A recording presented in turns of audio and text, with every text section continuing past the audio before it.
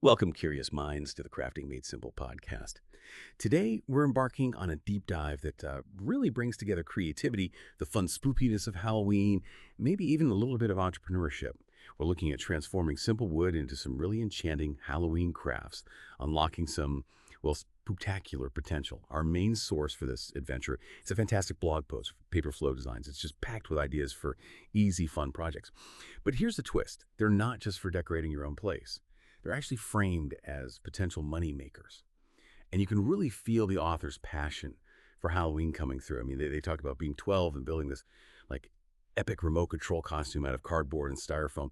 That kind of imagination, that joy in making something, it really shines through in all the project ideas. Yeah, and what's really insightful, I think, is that it's not just another craft tutorial, It's more like a strategic roadmap. It points out how you can take that creative spark, that thing you love doing, and actually turn it into a side hustle. It goes beyond just making something pretty. It gives you practical thoughts on how to make some real dough, as they put it. Exactly. And before we get covered in sawdust and paint, just a quick heads up for you listening.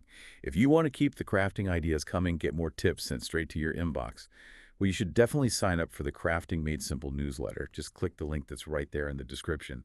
Easy way to join our community and, stay inspired. Okay, so if you're feeling ready to roll up those sleeves, maybe get your hands a little crafty. Let's talk basics. The Paper Flow Designs post really hammers home the importance of getting your tools and supplies ready before you start. Makes sense, right? Avoids that awful moment where you're mid-project and realize you're missing something crucial. Oh, absolutely. That's a super practical point. And while, yeah, you need your usual craft stuff, hammers, glue, paint, all that, the guide really focuses on one tool that's kind of a game changer, the laser engraver. It's not just for fancy designs, though it does that well. It's presented more as a way to, scale things up. Think about it. You perfect a cool ghost design, right? With a laser engraver. Something like the X-Tool D1 they mentioned, which is pretty accessible. You can cut or etch that design precisely over and over again. So you go from one unique piece to something you can actually produce and sell more easily. The author even says she wished she had one as a kid. It really shows how tech can boost creativity and, importantly, production, even if your woodworking skills are, pretty basic. Right. It's about using technologies to make your art more doable, maybe even profitable. And besides that big tool, the article lists the other essentials, the workhorses. A hot glue gun, always useful. Paintbrushes, obviously different sizes. Sandpaper for smoothing things out. A tape measure, pencil. The standard kit, really. The foundations. Yeah. Okay, now for the fun part, the actual supplies. This is where wood turns into Halloween magic. We're talking sturdy wooden boards, or even better, reclaimed pallets. That's a great tip right there for getting that rustic look and keeping costs down. Yeah, that rustic vibe is really popular. Totally. Yeah. Then, acrylic paints need your blacks, oranges, whites, the classic Halloween colors. Wood stain is good, too, for aging things up. Yeah. And then all the little bits, googly eyes, ribbons, whatever adds personality. Plus, wood glue, maybe some screws for strength, stencils if you want neat lettering or shapes, and crucially, a clear sealant. Got to protect your work, right? Especially if it's going outside or if you plan to sell it. Makes it last. Definitely. Protect that investment of time and effort. And just so you know, there's a full list of all these supplies, complete with links, waiting for you in the podcast notes for this deep dive. Or you can just hop over to the Paperflow Designs blog itself. That's paperflowdesigns.com. It's all there. Super helpful. All right, let's get into the heart of it, the craft ideas. The blog post lays out 10 really cool ones. They cover a whole spectrum, Some are super simple figures, others are more involved displays. We probably won't go through every single one in detail, but let's highlight a few that really caught my eye. Ones that show the range and the potential we've been talking about. Sounds good. And connecting it back to that side hustle idea, those first couple of projects, Count Dracula with a twist and the ghostly figures, they're perfect examples of crafts with a low barrier to entry but high potential impact. Easy to make, but also easy to personalize.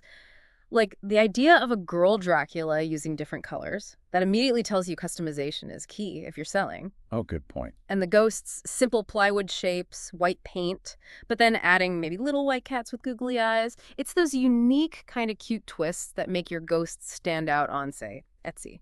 It's not just about being easy, it's about being different. That's so true, that personalization factor. And I love the ideas using palettes. Talk about resourceful. The palette pumpkins, for instance. Sounds incredibly simple. paint a piece of palette orange, add a stem, boom, instant rustic charm. Very effective. But then they kick it up a notch with the ultimate palette display for Halloween.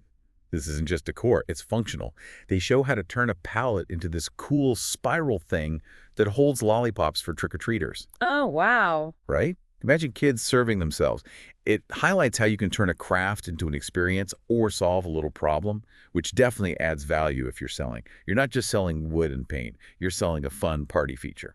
That's a clever angle. And a lot of these projects, like the Halloween door signs and the trick-or-treat posts, they really focus on that welcome feeling, setting the festive mood right on the porch. Yeah, the front door stuff. Exactly. The door signs, wooden boards, black paint, rustic look designed to, quote, scream Halloween spirit. And the trick-or-treat posts, guiding the kids with fun colors and letters.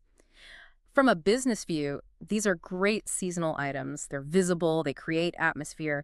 People definitely buy things like that to decorate for the holiday. They hit that sweet spot of cost versus perceived value for custom decor. I also really liked the DIY Halloween countdown board. Oh, yeah, the countdown. It's interactive, right? Builds excitement. Yeah. Simple wood blocks, paint, becomes this little family ritual. That's definitely something people would buy to make the season more special, especially with kids. Totally.